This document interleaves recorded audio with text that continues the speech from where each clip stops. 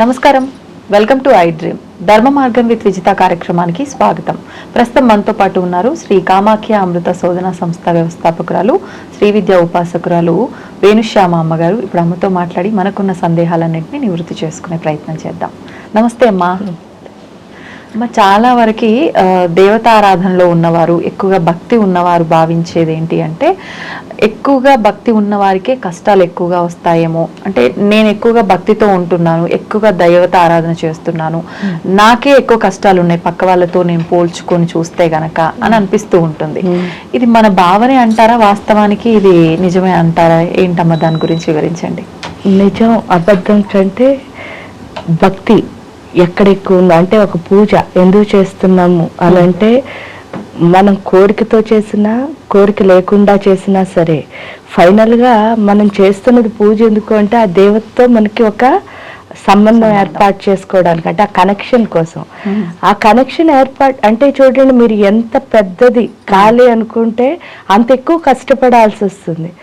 దాన్ని కష్టం అని అనుకోవడం ఒక తప్పు అయితే, రెండో దాన్ని ఏమంటారంటే, కష్టం ఎంత ఎక్కువ వచ్చిందంటే మనం అంత గొప్పగా అవుతాం అనమాట.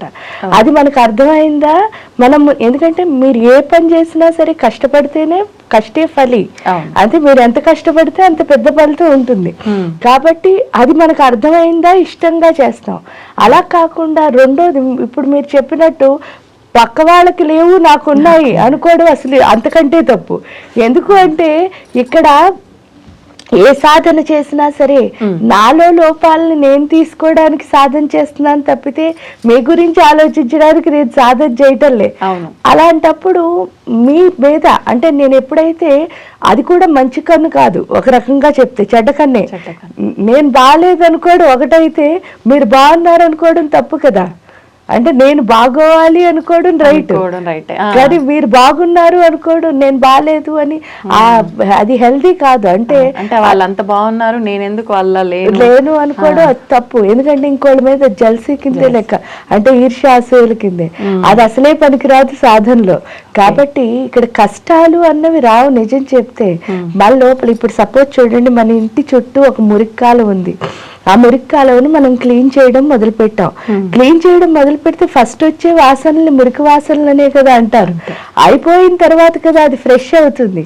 అదే విధంగా లోపల ఏదైతే చెడు ఉందో, ఆ చెడ్డ శక్తి ఏదైతే ఉందో అది బయటకు వస్తుంది. బయటకు వచ్చినప్పుడు అది నా ఎదురు, అంటే నా చుట్టూ ఉన్న పరిసరాల్ని ఆ చెడు శక్తి కదా ఆక్రమిస్తుంది.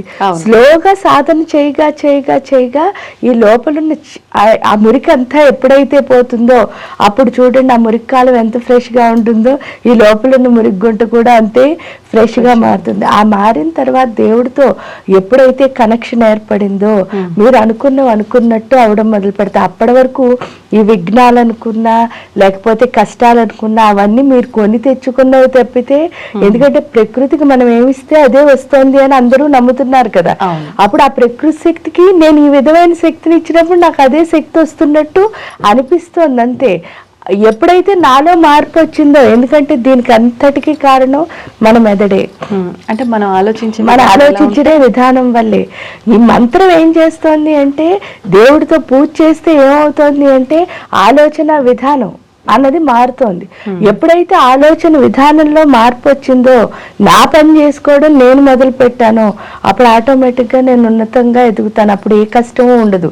ఈ కష్టాలన్నీ ఎప్పుడంటే, నేను అటు ఇటు అంటే పూర్తిగా అటు వెళ్లకుండా ఇటు ఉండి నేను భక్తురాల్ని అని అనుకున్నప్పుడు జరిగే వాటిని కష్టాలు, కన్ఫ్యూజన్ లో ఉన్నప్పుడు. నిజంగా భక్తిలో ఉన్నప్పుడు అసలు ఏ కష్టమూ ఉండదు. ఎందుకంటే అదొక ఏంటి అంటే గొప్ప స్థితి, దాన్నే భావస్థితి, మహాభావస్థితి అని చెప్పి పెద్దలు చెప్పినట్టు. ఆ భావస్థితిలో పూర్తిగా ఆ దేవుడితోనే ఐక్యమైనప్పుడు ఇంకా కష్టము అన్నది అసలు ఉండదు. మీరు అన్నది వాస్తవం అమ్మ. అంటే అటు ఇటు కాని స్థితిలో ఉండి మేము ఆచరిస్తున్నదే భక్తి అనే ధోరణిలో ఉంటున్నాం. అసలు ఏంటి నిజమైన భక్తి? నిజమైన భక్తి ఏంటి అంటే దేవుణ్ణి ప్రేమించడం. అది ఎలా ప్రేమించగలుగుతాము అని అంటే, ఇగో ఈ కన్ఫ్యూజన్లన్నీ దాటితేనే. లేకపోతే చూడండి, ఇప్పుడు సపోజ్ మీరు ఒకటి కావాలని కోరుకున్నారు అంటే, నాకు పలానాది కావాలి అని అనుకున్నారు. ఆ టైంలో మీకు అది చాలా ఇంపార్టెంట్ అనిపిస్తుంది. అది లేకపోతే నా లైఫ్ ఇక్కడితో స్టక్ అయిపోతానేమో, నేను ఆగిపోతున్నానేమో అని అనిపించినప్పుడు మీరు దేవుడిని వెంటనే ఏమంటున్నారు? భక్తి అంటే కోరుకుంటున్నారు.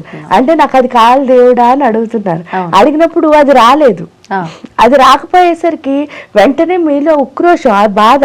ఇప్పుడు సపోజ్ చూడండి, అమ్మ నాన్ని ఏదైనా అడిగామనుకో, ఇది ఇప్పుడు ఇవ్వలేను అనగానే పిల్లలకి ఏమొస్తుంది? ఉక్రోషం. అదే ఉక్రోషం మనకు కూడా వస్తుంది. వచ్చి నేను ఇంత పూజ చేశాను చూడు, దేవుడు నాకేం ఇవ్వలేదు అనేసుకుంటున్నాం. కానీ ఒక్కసారి కనుక మనం ఆలోచిస్తే, ఇప్పుడు సపోజ్ చూడండి, కుక్కరు విజిల్ వస్తూ ఉంటుంది, కింద స్టవ్ ఉందనుకోండి, పాకుతున్న పిల్లాడికి ఆ విజిల్ సౌండ్ చాలా హ్యాపీగా అనిపిస్తుంది. అనిపించి దాన్ని వెళ్ళి పట్టుకుందాం అని అనుకుంటాడు. అనిపించి దాన్ని ముట్టుకోవడానికి వెళుతుంటే ఇంట్లో ఏ పెద్దవాళ్ళు చూసినా సరే పరుగు పరుగున వెళ్ళి వాడిని ఏం చేస్తున్నారు? అది ముట్టుకోకుండా ఆపుతున్నారు. ఆపినప్పుడు వాడి లోపల ఏమొస్తుంది? కోపం వస్తుంది. వాడు ఎప్పటికైనా దాన్ని ముట్టుకోవాలి అన్న ఆలోచనతోనే ఉంటాడు. మీరు చూస్తే ఎవరు లేకపోతే వాడు చెయ్యాలనుకునే పని అదే అనమాట. ఎందువల్ల అంటే వాడి మైండ్ లో అది ముట్టుకోవాలి అన్నది ఉంది. కానీ వీళ్ళు ఎందుకు లాగారు అంటే అది ముట్టుకుంటే కాలుతుంది అని ఎవరికి తెలుసు? పెద్దవాడికి తెలుసు. ఆల్రెడీ ఎప్పుడో మనకు కాలడం వల్ల వచ్చిన అనుభవం వల్ల అది కాలుతుంది అని మనకు అర్థం అవడం వల్ల వాడికి కాలకూడదు అని మాత్రమే లాగుతున్నాం. అదే విధంగా దేవుడు ఒకటి మనం అడిగింది మనకి ఇవ్వలేదు అంటే దాని అర్థం ఏమిటి అని అంటే అది నీకు కరెక్ట్ కాదు. అది కరెక్ట్ కాదు అని మనకి ఎప్పుడు అర్థమైందో మనం అసలు దాన్ని అంటే దేవుడు ఇచ్చిన దాన్ని స్వీకరించడం ఎప్పుడైతే మొదలు పెట్టామో మనం అనుకున్న దానికంటే బెస్టే వస్తుంది. ఇంకా అందులో అసలు సందేహం లేదు.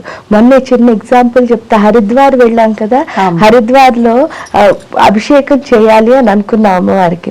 అమ్మవారికి అభిషేకం చేయాలి అనుకుంటే అసలు ఏ గుళ్ళో అయినా సరే అభిషేకం చేయడానికి వాళ్ళు పర్మిషన్ ఇచ్చారు. కానీ హరిద్వార్ వాళ్ళు అన్నారు లోపల చేయడానికి వీలు లేదు అని అన్నారు. వీలు లేదు అంటే సరే అని అనుకున్నాం. సరే అనుకున్న తర్వాత కూర్చున్న తర్వాతను ఆయన ఏంటంటే 1100 కొబ్బరికాయలతో ఆ రోజు అభిషేకం అమ్మవారికి.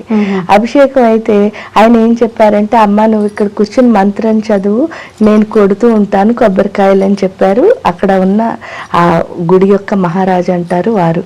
చెప్తే సరే అని చెప్పేసి లలితా సహస్రనామాలు చదవడం మొదలు పెట్టేసరికి ఆయన అభిషేకానికి కొడుతూ ఉంటే ఆ నీళ్ళన్నీ వచ్చి అక్కడ ఉన్న అందరిపై, అంటే ఆడ అభిషేకం హాయిగా మనం చూడలేదు అని అనుకోకుండా ఆ తర్వాత మళ్ళీ ఆయనే పర్మిషన్ ఇచ్చి లోపలికి తీసుకెళ్ళారు.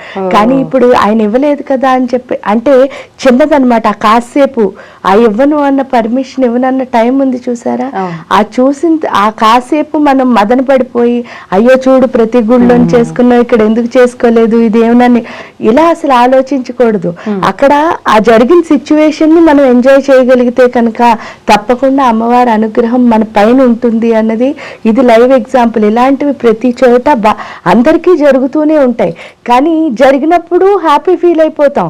కానీ మళ్ళీ ఏదైనా వచ్చేసరికి అది నెగిటివ్. ఆ నెగిటివ్ అన్నది ఒక్కటి కనుక వదిలేస్తే మన లైఫ్ అంతా పాజిటివ్ గానే ఉంటుంది అన్నది. అంటే వచ్చిన దాన్ని హ్యాపీగా స్వీకరించాలి అది ఏదైనా కానీ. అంటే అప్పుడు మనకి నచ్చలేదు అంతే, కానీ నెక్స్ట్ సిచ్యువేషన్ లో మాత్రం అది చాలా బెస్ట్ అవుతుంది. అది మనకు అర్థమైతే ది బెస్టే మనకు వస్తుంది. ఎందుకంటే మనకంటే ఎక్కువగా మన తల్లి మన కోసం ఆలోచిస్తుంది. ఆలోచించినప్పుడు ఆవిడ ఏం చేస్తుంది అంటే, నువ్వు చాలా చిన్నగా ఆలోచిస్తావు నీ చిన్న మైండ్ తో, కానీ ఆవిడ ఏం చేస్తుంది నీకు ఇంకా పెద్దదేదో ఇవ్వాలనుకుంటుంది. ఆ మేరు పర్వతం అంతా నీకు ఇచ్చేయాలి అనుకుంటే మనం వెళ్ళి ఏం చెప్తున్నావు, 1 గ్రామ్ గోల్డ్ అడుగుతున్నావు. అంటే మన సిచ్యువేషన్ అలా ఉందన్నమాట. దిగజార్చుకుంటున్నాం. అంటే మనకు రావాల్సిన పెద్దదాన్ని మనం తీసుకోలేకపోతున్నాం. ఆ పెద్దది మనం స్వీకరించాలంటే ఇలా చిన్ని వాటి కోసం మనం పాకులాడకుండా ఆవిడ ఇచ్చిన దాన్ని స్వీకరించగలిగితే చాలు. ఆవిడ ఇవ్వాలనుకున్న బెస్ట్ తప్పకుండా ఇస్తుంది. అదొక్కటి మనకు అర్థం అయితే నెగిటివ్ అన్నది అసలు లేదు. అంటే కష్టం అన్నదే అసలు లేదు. నెగిటివ్ అంటే కష్టం అన్నదే అసలు లేదు. అన్ని సుఖాలే అమ్మిస్తుంది.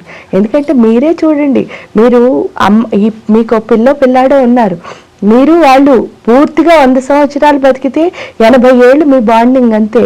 ఈ 80 ఏళ్ల మీ బాండింగ్లోనే మీ పిల్ల మీకంటే బెస్ట్గా ఉండాలనుకుంటారు, చక్కగా జల్సా అంటే ఏసీలో బతకాలనుకుంటారు.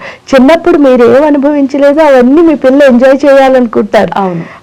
అవన్నీ ఎందుకు అంటే వాళ్ళకి ఇవ్వాలి అన్నదే మన ఆలోచన తప్ప ఇంకేం ఉండదు. అంటే వాళ్ళు ఏమిస్తారు, పెద్దయ్యాక వాళ్ళు ఏదన్నా చేసినాకి అలాంటి ఆలోచనలు అసలు మైండ్లోకి తల్లికి కానీ తండ్రికి కానీ రావు. అలాగే జగన్మాత జగత్పిత వాళ్ళకి అసలే రావు. వాళ్ళు ఏంటంటే 80 ఏళ్ల బాండింగ్ లోనే మనకెంత ప్రేమ ఉంటే అసలు జన్మ జన్మలు మనం ఎన్నిసార్లు సృష్టించబడతామో అన్నిసార్లు తల్లి తండ్రి వాళ్లే కదా. వాళ్ళ బాండింగ్ మనతో ఎంత ఎక్కువ ఉంటుంది అన్నది ఆలోచిస్తే వాళ్ళు వీళ్ళకంటే ద బెస్ట్ ఇస్తారు అన్నది అర్థం చేసుకుంటే కనుక మనం ఎప్పుడు ఏదొచ్చినా కష్టం అని అనుకో, ఇష్టంగా స్వీకరిస్తే చాలు ద బెస్ట్ మనకు వచ్చేస్తుంది. సంతోషం అమ్మ, ధన్యవాదాలు. And for more videos, Please subscribe to iDream channel. Subscribe to iDream Media. Please subscribe to iDream. Please subscribe to iDream. Please subscribe iDream. And please subscribe to iDream. For more videos, subscribe to iDream. please like, share and subscribe to the channel. Congratulations, iDream. Subscribe to iDream. Subscribe to iDream. So subscribe to iDream Media. iDream की iDream team अंदर की huge congratulations. Please subscribe iDream Media. Please subscribe to iDream. Subscribe iDream. Please subscribe to iDream.